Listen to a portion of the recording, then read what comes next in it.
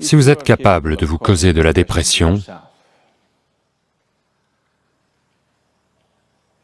je ne dis pas cela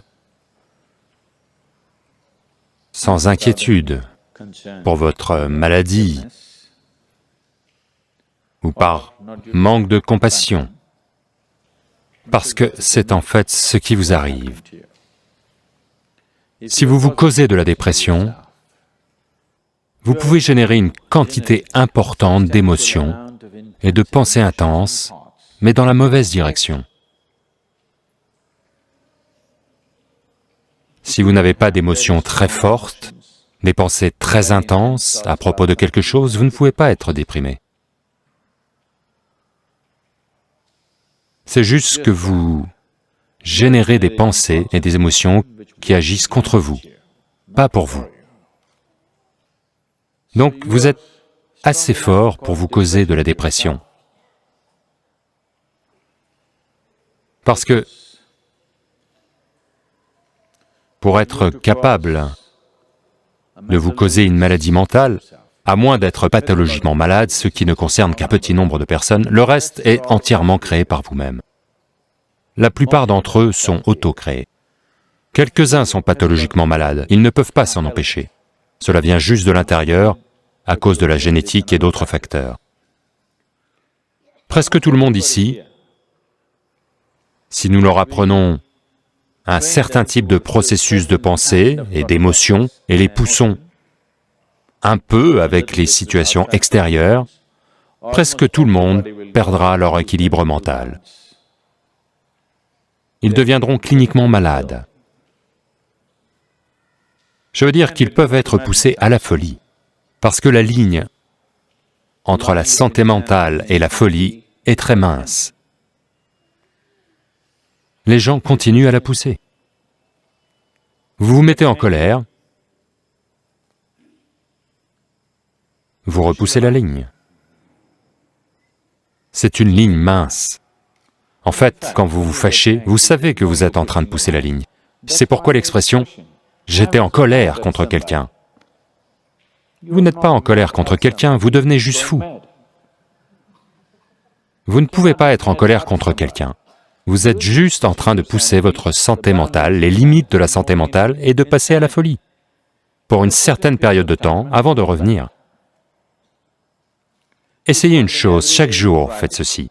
10 minutes par jour, essayez une colère intense sur quelqu'un. What?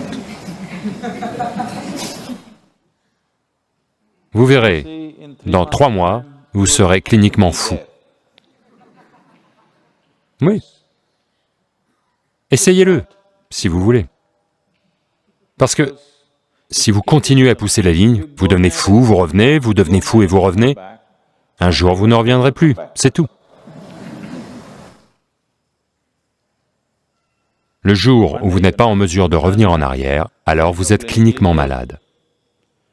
Vous devez comprendre que même si vous vous êtes fâché un moment, vous êtes déjà malade. Peut-être que vous ne recevez pas de diagnostic médical. Il ne vous accole pas un certificat que vous êtes parti, mais vous y allez, n'est-ce pas? Vous pensez que c'est votre droit de lancer des crises de colère? Vous pensez que c'est votre droit de vous mettre en colère contre les gens? Vous pensez que c'est votre privilège d'être déprimé, de sorte que vous obtiendrez l'attention de quelqu'un? Vous continuez à jouer. Un jour, vous ne pourrez pas revenir en arrière. Continuez à franchir la ligne tous les jours. Un jour, vous verrez que vous ne pouvez pas revenir en arrière. Ce jour-là, vous avez besoin d'un médecin. Jusque-là, tout le monde avait besoin de répit de votre part. Mais le jour où vous ne pouvez pas revenir en arrière, ils obtiennent ce répit parce que maintenant ils peuvent vous attraper et vous remettre à un médecin. Sinon, vous êtes temporairement fou, tous les jours, plusieurs fois par jour. Ils ne peuvent même pas vous envoyer dans un asile, ils doivent vous supporter, votre famille, vos amis, votre entourage. Si vous êtes au moins cliniquement malade, nous pouvons vous remettre à quelqu'un. Il y a un temple dans l'état de Tamil Nadu, vous savez? où ils vous enchaînent et vous gardent, où il n'y a pas d'hôpital, pas de psychologie. Pour des maladies, il n'y a pas d'hôpital.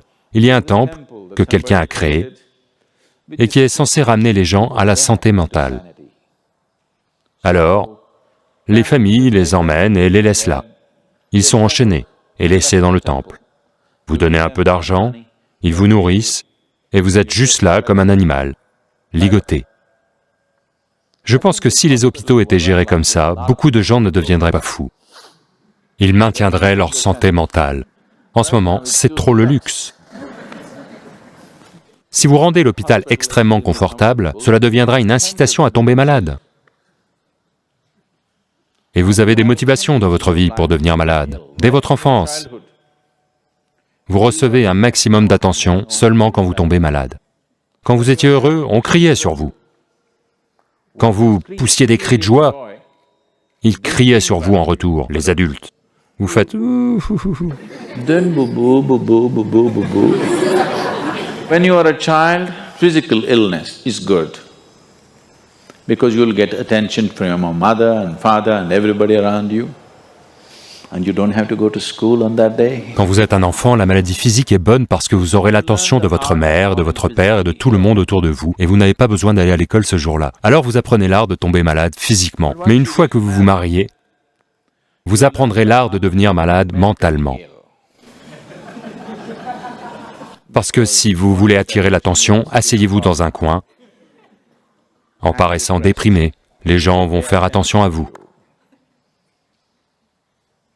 Donc, continuez à jouer à ce jeu. Un jour, vous ne serez pas en mesure de franchir la ligne en arrière.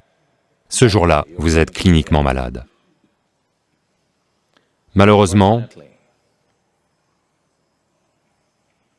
de bien des façons, pas seulement de la façon dont je l'ai dit maintenant, de différentes façons, je dirais que 70% des maladies sur la planète, toutes sortes confondues, sont auto-créées.